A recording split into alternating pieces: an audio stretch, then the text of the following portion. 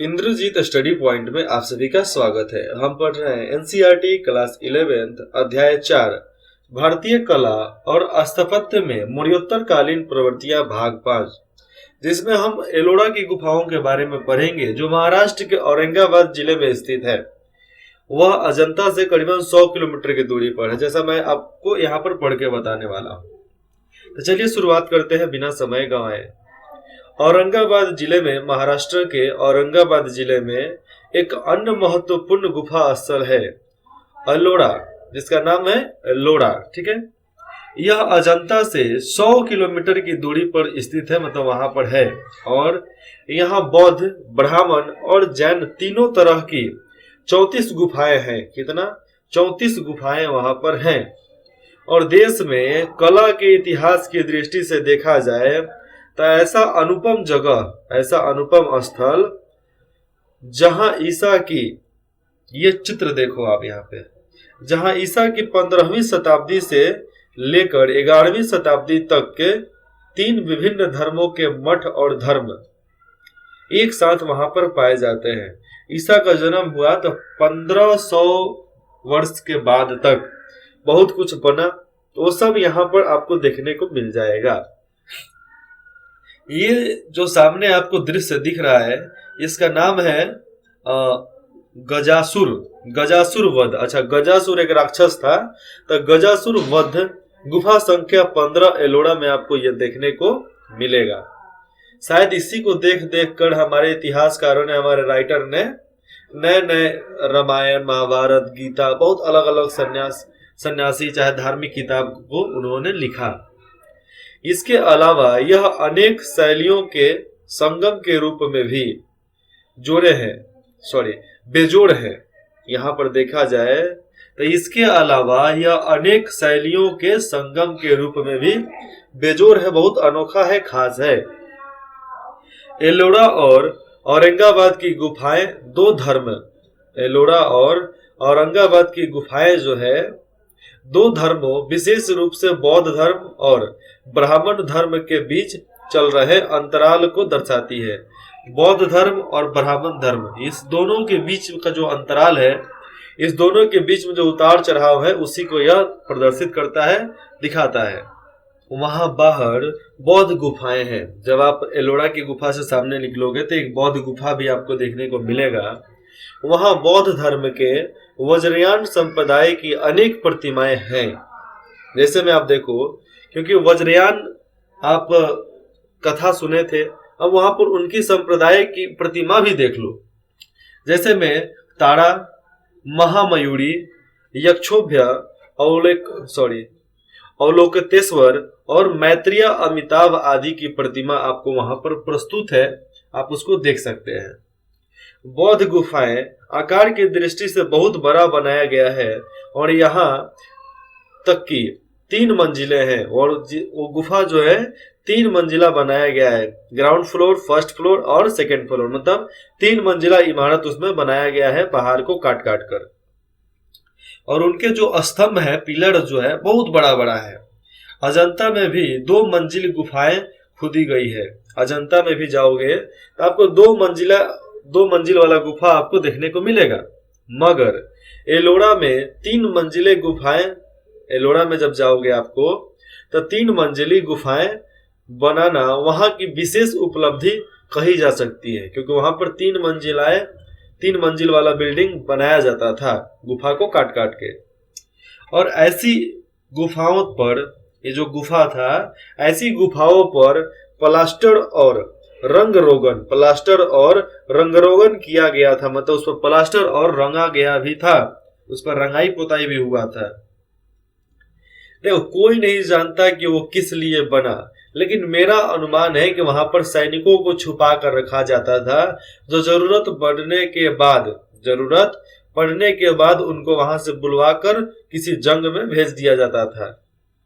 चाहे किसी बहुत खतरनाक आदमी को वहां पर रखा गया हो, कैदी को रखा गया हो, शायद इसलिए बनाए गए होंगे। चाहे राजा कभी कभी घूमने जाते होंगे तो अपने लिए ही बनवा दिए होंगे कि हम अच्छा अच्छा दृश्य देखेंगे, हम इसी में रहेंगे। जिस तरह आज के लोग फार्म हाउस बनाते थे, वो भी उस जमाने में फार्म हाउस के रूप में काम आता होगा। कि वह भी एक फार्म हाउस है।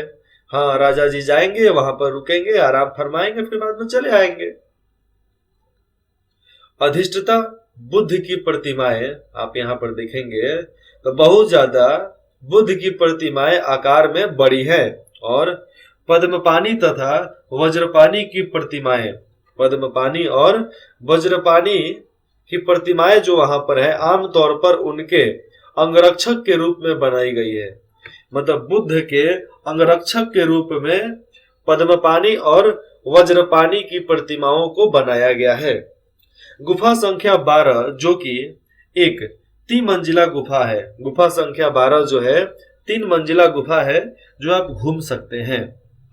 जब आप गुफा के अंदर जाओगे तो गुफा के अंदर जाओगे तो आपको तारा का मूर्ति मिलेगा, उनका प्रतिमा मिलेगा। उसके बाद से अवलोकितेश्वर, मानुषी बुद्धो और बैरोचन की, अक्षोभ्य, रतन संभव, अमिताभ, अमोघ सिद्धि, वज्र सत्व और वज्रराज की प्रतिमाएं आपको वहां पर उपलब्ध है, आप उसको देख सकते हैं।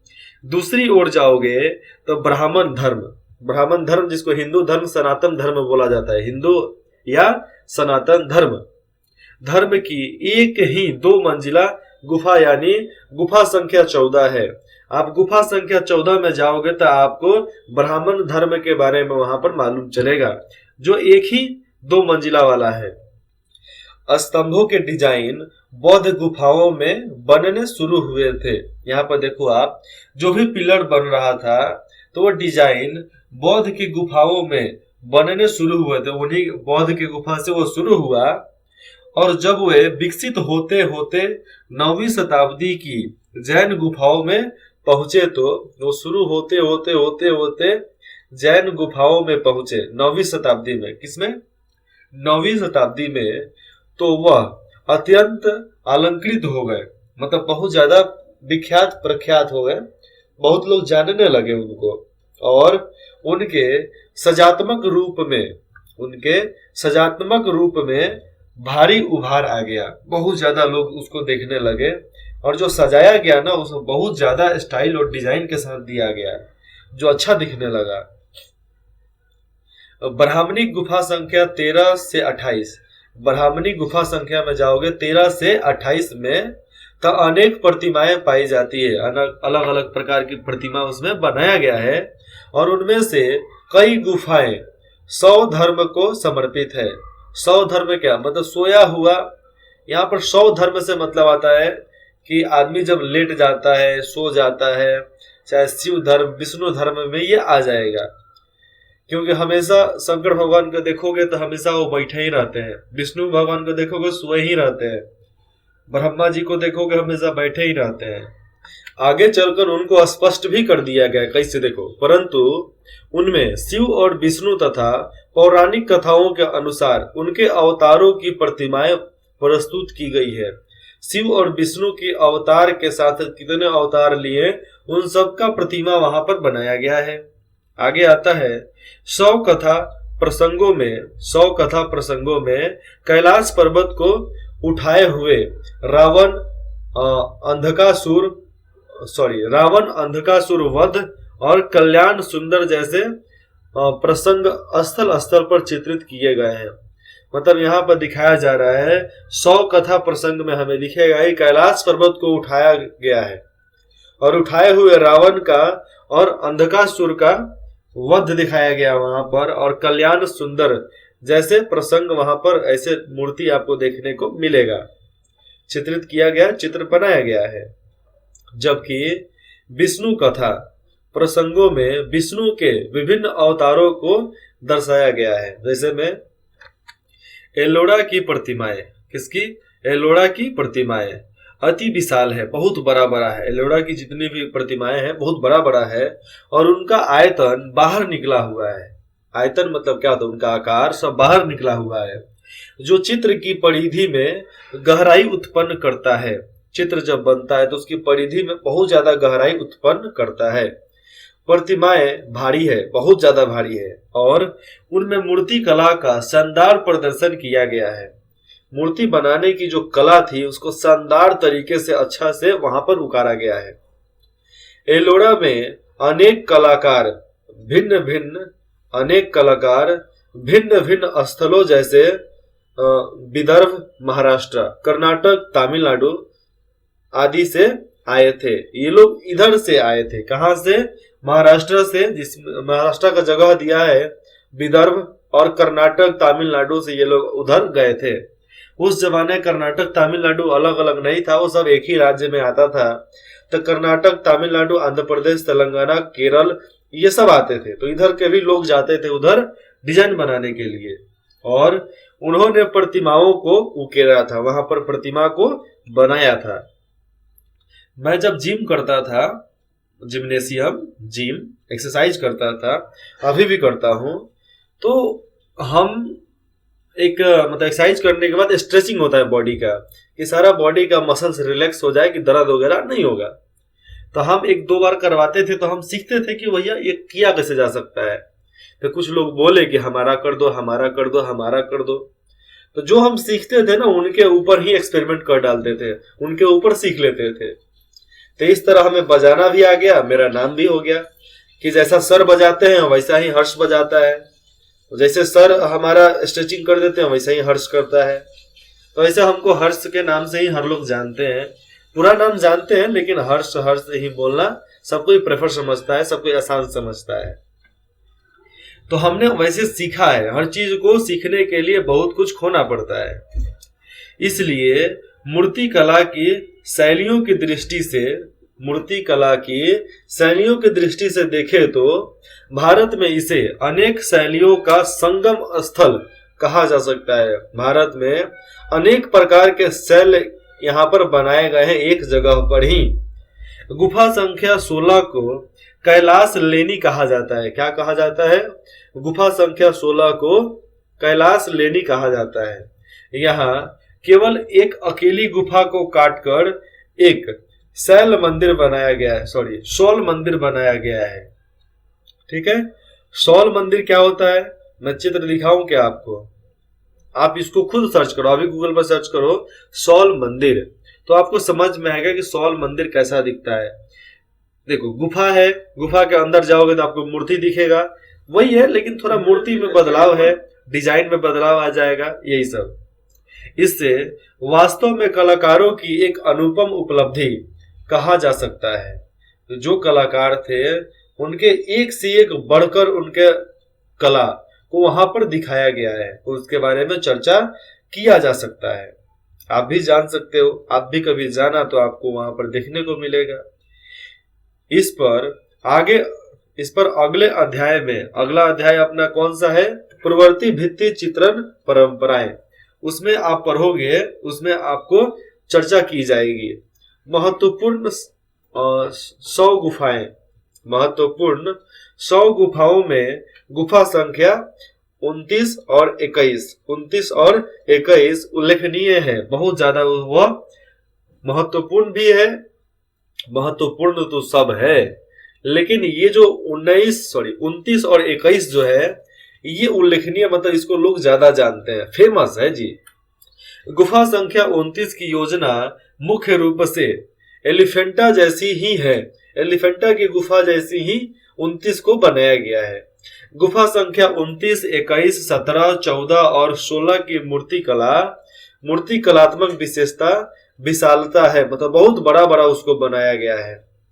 स्मारकीयता और चित्र में प्रदर्शित गतिशीलता की दृष्टि से आश्चर्यजनक है। वहां पर देखा जाए तो एक स्मारक के तौर पे, चाहे चित्र के तौर पे, जो गतिशील मुद्रा में वहां पर दिखाया गया है वह बहुत ज्यादा आश्चर्यजनक है, क्योंकि गतिशील तरीके से बनाना और बहुत बड़ा बड़ा मूर्ति बनाना कोई आम बात नहीं होता है। बहुत ज्यादा कला की जरूरत होती है, उसमें हाथ साफ होना चाहिए वो सारी कटाई कढ़ाई करने के लिए, नहीं तो नहीं बन पाएगा। और आगे चलते हैं तो चलिए देखते हैं। एक अन्य उल्लेखनीय गुफा स्थल बाग है। यहाँ पर समझो फिर से, एक और उल्लेखनीय गुफा है जिसमें बाघ है। बौद्ध भित्ति चित्रों वाली बाघ गुफाएं कैसे उनका नाम पड़ा? देखो फिर से समझो, बौद्ध भित्ति चित्रों वाली बाघ गुफाएं, अंदर जाओगे तो आपको बाघ गुफाएं दिखेगी। और बाघ गुफाएं मध्य प्रदेश के धार जिला, मध्य प्रदेश के धार जिला मुख्यालय से 97 किलोमीटर की दूरी पर स्थित है, जो आप आसानी से देख सकते हैं जाकर। ये गुफाएं प्राकृतिक नहीं है, ये गुफाएं प्राकृतिक नहीं है, अपितु चट्टानों को काटकर बनाई गई है, चट्टानों को काटकर बनाई गई है। ये प्राचीन समय में सातवाहन काल में बनाई गई है। कहाँ पे? प्राचीन काल में सातवाहन के जब राजा रहा करते थे तो उन लोगों ने इसको बनवाया है। अजंता जैसी बाघ गुफाओं का निर्माण कुशल शिल्पकारों द्वारा सीधे बलुआ पत्थर पर किया गया है। जो अजंता की जो बाघ गुफाएं हैं उसका निर्माण कुशल शिल्पकारों, मतलब बहुत ज्यादा मेहनती और प्रकर्मी जो शिल्पकार हुआ करते थे, बहुत फेमस शिल्पकार जिसका हाथ एकदम साफ था, उन लोगों के साथ शिल्पकारों द्वारा सीधे बलुआ पत्थर पर, बलुआ पत्थर होता है थोड़ा भसरी होता है, उस पर बनाया गया है, जिसका मुख्य बघानी नामक मौसमी नदी की तरफ है। आगे एक मौसमी नदी है जिसका सामने का फेस द्वार जो है मौसमी नदी के तरफ है। और आज मूल 9 गुफाओं में से केवल 5 गुफाएं बची है। पहले 9 गुफा थे, लेकिन आज 5 गुफा ही बचा हुआ है, जिसमें से सभी भिक्षुकों के विहार, या यहाँ पर समझो फिर से, जिसमें सभी भिक्षुकों, जो भी भिक्षा मांगने वाले लोग थे, भिक्षुकों के विहार, वो जो आते जाते थे ना, विहार या चतुष्टकोण वाले विश्राम स्थल है, उनको आराम करने के लिए, बैठने के लिए एक जगह वहां पर बनाया गया है। पहले का जगह इसीलिए बनाए ही जाते थे कि बाहर से आने वाले लोग वहां पर बैठ सके। उनमें लघु कक्षों के पीछे चैत्य अर्थात प्रार्थना कक्ष होता है। वहां पर मतलब पूजा गृह, वहां पर लोग पूजा कर लेते थे। इन 5 गुफाओं में सबसे महत्वपूर्ण गुफा संख्या 4 है। इन 5 गुफाओं की बात करें तो सबसे महत्वपूर्ण है गुफा संख्या 4, जिसे आमतौर पर रंगमहल के नाम से जाना जाता है। किसके नाम से? रंगमहल के नाम से जाना जाता है। जहां दीवार और छत पर चित्र अभी भी दिखाई देती है, और एकदम छत और दीवार दोनों पर चित्र दिखाई दे सकता है। आप जाओगे देखोगे आपको दिखेगा, क्योंकि बनाने वाले ने क्या खूब बनाया है उसे। गुफा संख्या 2, 3, 5 एवं 7, गुफा संख्या 2, 3, 5 एवं 7 में भी दीवारों और छतों पर भित्ति चित्रों को देखा जा सकता है, लेकिन उतना स्पष्ट नहीं दिखेगा, लेकिन आपको दिखेगा। इसमें लाल भूरे रंग के पत्थर के किरकिरे, यहां पर फिर से सुनो, इसमें लाल भूरे रंग के पत्थर के किरकिरे से तैयार मोटे पलस्तर से इन दीवारों और छतों को बनाया गया है। मतलब लाल और भूरे रंग के पत्थर को मिलाकर, उसको पीसकर, फिर उसको पानी डालकर, तब उसको मोटे तौर पर उसको प्लास्तरा किया गया है, छत को भी और दीवार को भी, और उसी से वो बना है। इसमें सबसे सुंदर चित्रों में से कुछ गुफा संख्या 4 के बरामदे की दीवारों पर है। आप यहाँ पर देखोगे, इनमें सबसे सुंदर चित्रों में से कुछ गुफा संख्या 4 के बरामदे के दीवारों पर बना हुआ है। भारतीय शास्त्रीय कला को, भारत की जो शास्त्रीय कला है, शास्त्रीय कला को अधिक हानि हो इसलिए 1982 में, फिर से सुनो यहाँ पे, आप थोड़ा सा यहाँ पर आपको समझने वाली बात आ जाती है। इनमें सबसे सुंदर चित्रों में से कुछ गुफा संख्या 4 के बरामदे की दीवारों पर बनी हुई है, लेकिन भारतीय शास्त्रीय कला, भारत का जो शास्त्रीय कला है, उस कला को और अधिक हानि न हो इसलिए 1982 में इन चित्रों को ग्वालियर के पुरातात्विक संग्रहालय में पुनः स्थापित किया गया, जिन्हें वहां देखा जा सकता है। उसको वहां से निकालकर 1982 में, कहां से निकालकर, अभी अब मध्य प्रदेश की बात कर रहा हूं ना, तो मध्य प्रदेश की कौन से जिला की मैं बात कर रहा था, आपको याद है कि नहीं याद है? मध्य प्रदेश का वह जिला जहां पर ये है, याद आया, धार जिला। तो धार जिला से निकालकर उसी के बगल में ग्वालियर जिला है, जहां पर ग्वालियर फोर्ट भी है और वहां पर बहुत बड़ा बड़ा म्यूजियम भी है। तो वहां पर उसको उस संग्रहालय में वहां पर स्थापित किया गया है कि वो और नष्ट ना हो, वहां की सुंदरता नष्ट ना हो, वहां की शास्त्रीय कला जो थी वह नष्ट ना हो, इसलिए वहां से निकालकर 1982 में आपको एक संग्रहालय में स्थापित कर दिया गया। आप कभी जाना ग्वालियर तो वहां के म्यूजियम में आपको देखने को ये सब मिलेगा। अभी हम पढ़ रहे हैं भारतीय कला और स्थापत्य में मौर्योत्तर कालीन प्रवृत्तियां। जो आप चित्र देख रहे हैं ये एलिफेंटा की गुफा संख्या है, एलिफेंटा एवं अन्य स्थल, एलिफेंटा और अन्य स्थल, जिसके मैं बता दूं तो मुंबई के पास स्थित एलिफेंटा गुफाएं, जो एलिफेंटा गुफाएं हैं तो वह शैव धर्म से संबंधित है, जिसमें केवल शिव पूजा को ही बताया गया है, जैसे में रावण का होना, शिव का अलग अलग अवतार होना, शिव का हनुमान जी का अवतार में आना, ये सब उसमें बताए गए हैं। ये गुफाएं एलोरा की समकालीन है, एलोरा की समकालीन है, मतलब वहां की इतिहास है। और इनकी प्रतिमाओं में शरीर का पतलापन नितांत गहरे और हल्के प्रभावों के साथ दृष्टिगोचर होता है। मतलब आप यहाँ पर समझो कि इनकी प्रतिमा, जो भी इनका फोटो दिख रहा है, उसके अंदर आपको पतलापन दिखेगा, एकदम पतला होगा, उसके बाद से नितांत गहरे, और जो भी डिजाइन उसमें बनाया गया है एकदम गहरा बनाया गया है, हल्के प्रभावों के साथ वो आपको दिखेगा। वहां पे चट्टानों में काटी गई गुफाओं की परंपरा ढक्कन में जारी रही। ढक्कन में भी उसको बनाया गया है, जो अभी आपको तेलंगाना के बॉर्डर पे मिलेगा। वे गुफाएं महाराष्ट्र में ही नहीं बल्कि कर्नाटक में भी है, जो चालुक्य राजा जो थे उनके संरक्षण में मुख्य रूप से बादामी और अहोली, ये जगह का नाम है।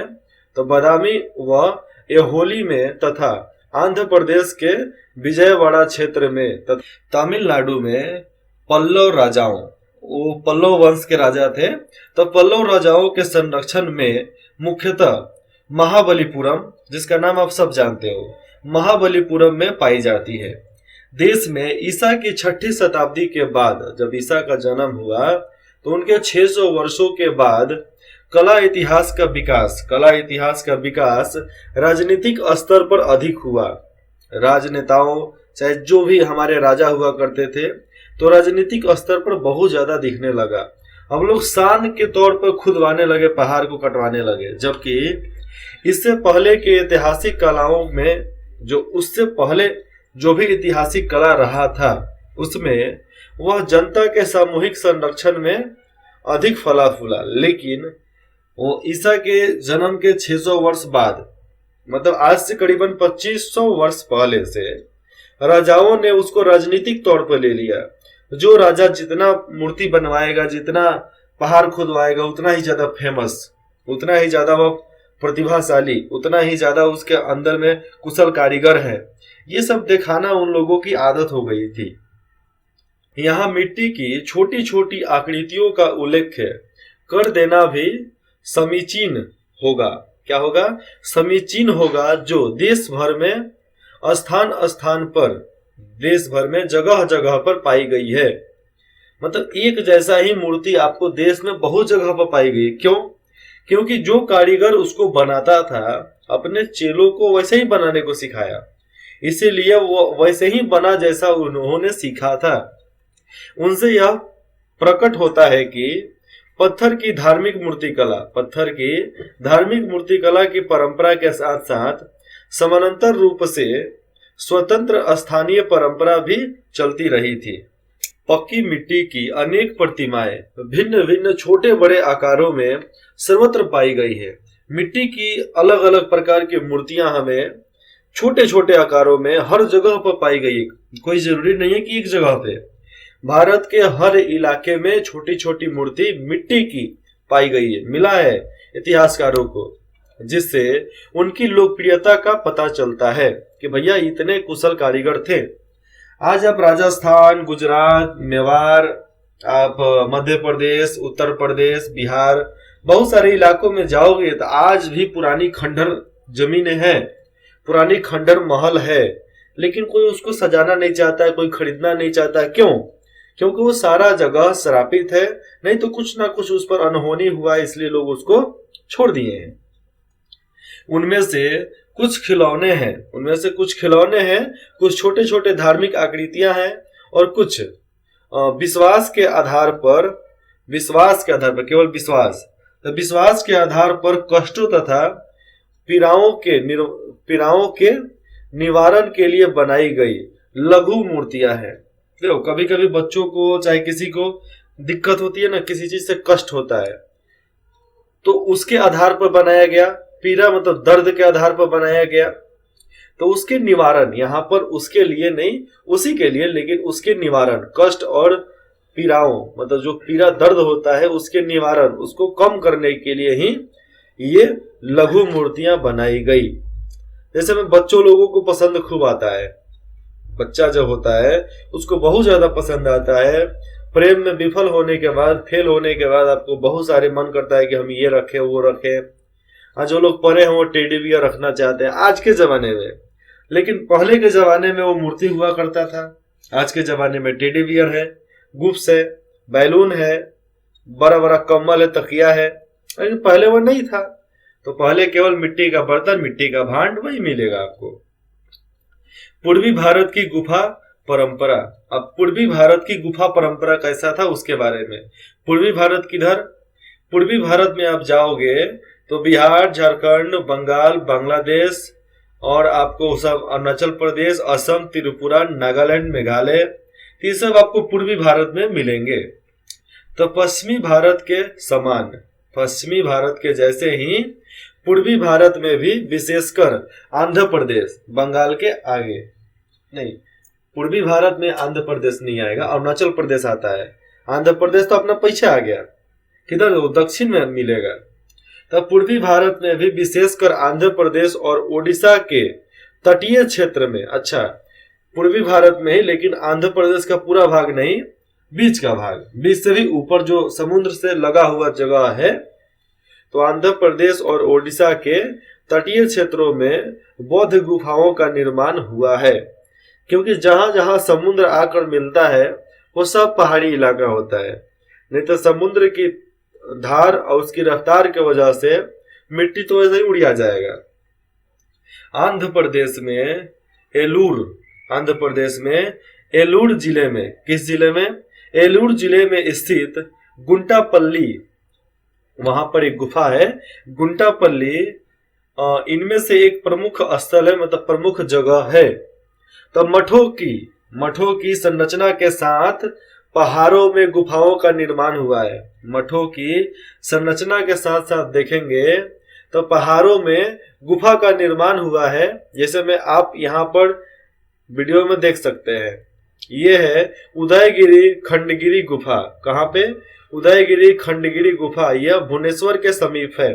भुवनेश्वर जगह का नाम है, उसके पास ही है। और यहाँ पे आप जाओगे तो आपको घूमने में भी बहुत मजा आएगा। आपको अलग अलग प्रकार के डिजाइन देखने को मिलेगा, स्पष्ट कला देखने को मिलेगा, कैसे लोग पहाड़ काट काट के बनाए हैं ये समझने को, देखने को मिलेगा। लेकिन कहां पर क्या छुपाया गया है ये किसी को नहीं मिलने वाला है। क्यों? क्योंकि जिसके लिए छुपाया गया है उसको जाने के बाद ही वहां पर रास्ता खुलेगा। तो संभवतः यह एक ऐसा विशेष स्थल है, ऐसा एक विशेष जगह है जहां स्तूप, विहार एवं गुफाओं का एक स्थल पर निर्माण हुआ है। स्तूप, विहार और गुफाओं का निर्माण एक ही जगह पर हो गया है। देखो, स्तूप बनाए जाते थे पूजा पाठ, थोड़ा सा ठंडक मिले उसके लिए। विहार बनाए जाते थे कि लोग कहीं कहीं से आ रहे तो वहां पर रुकेंगे।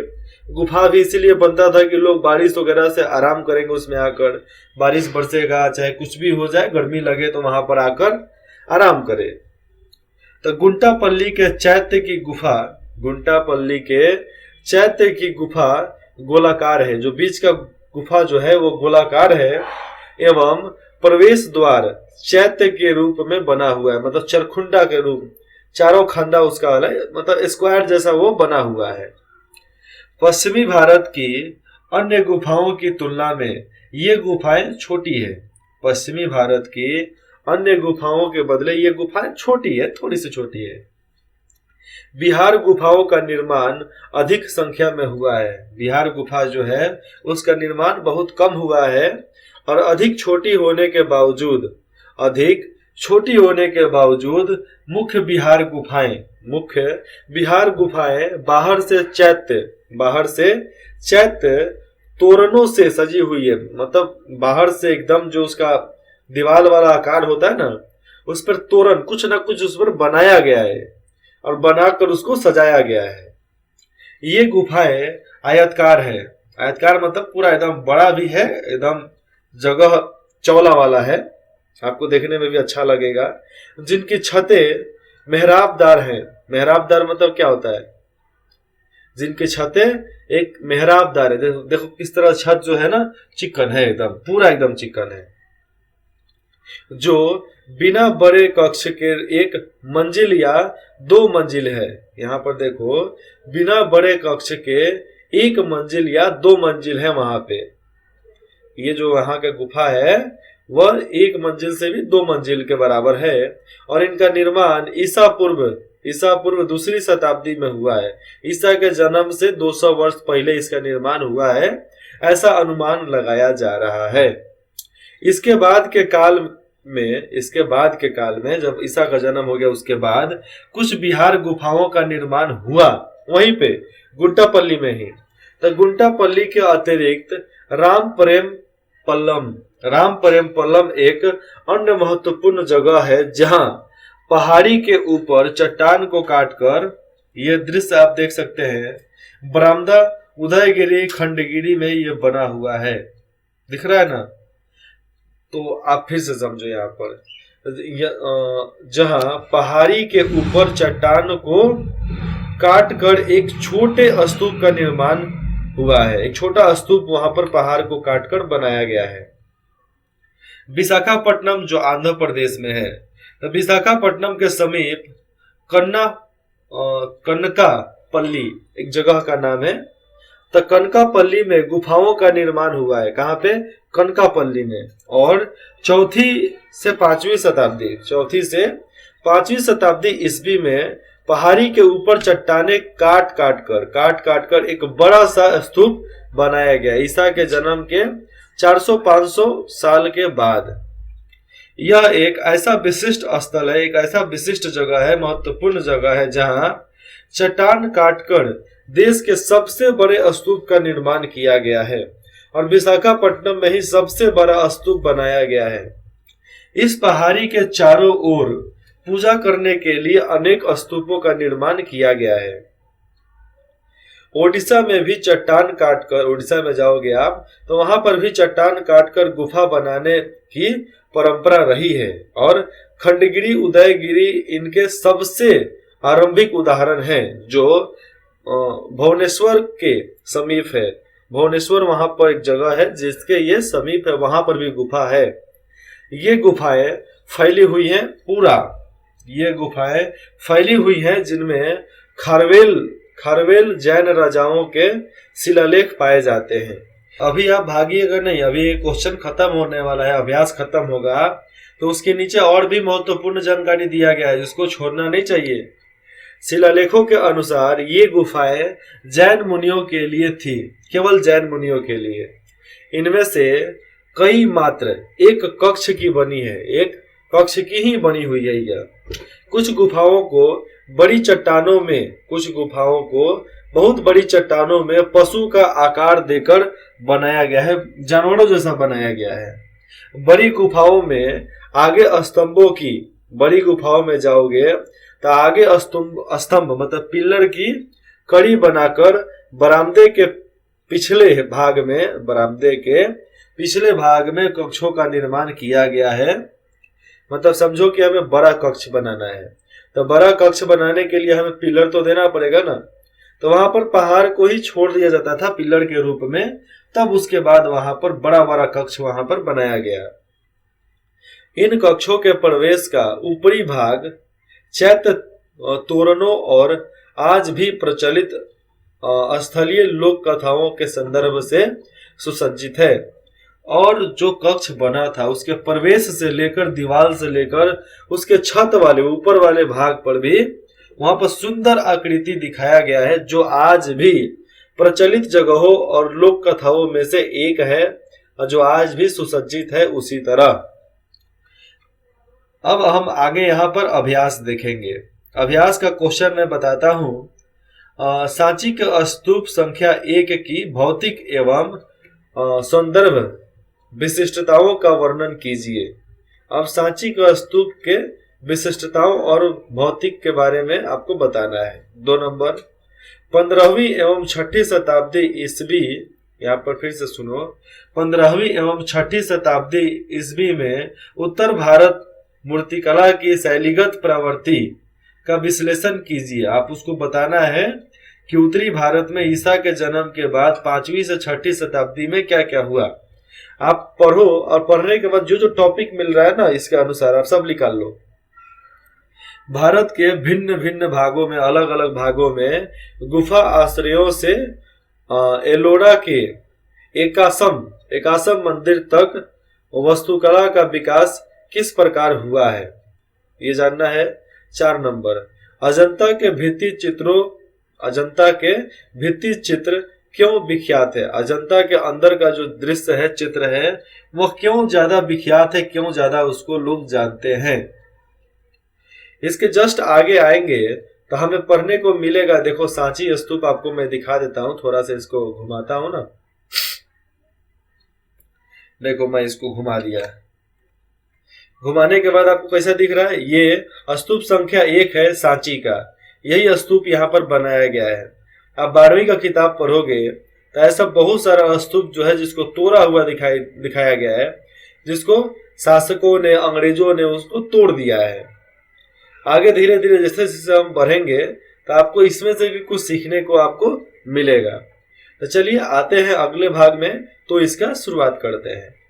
इंद्रजीत स्टडी पॉइंट में जुड़ने के लिए आप सभी का बहुत बहुत धन्यवाद। आशा करते हैं कि आप अगले भाग में इस भाग को, 6ठा नंबर भाग को आप जरूर पढ़ेंगे। क्यों? क्योंकि वो आपके लिए जरूरी है। मैं ये नहीं बोल सकता कि आपके लिए जरूरी नहीं है, लेकिन आपका बहुत सारा प्रश्नों का जवाब जो अगले चैप्टर में आने वाला है आपको यहीं से मिल जाएगा। धन्यवाद।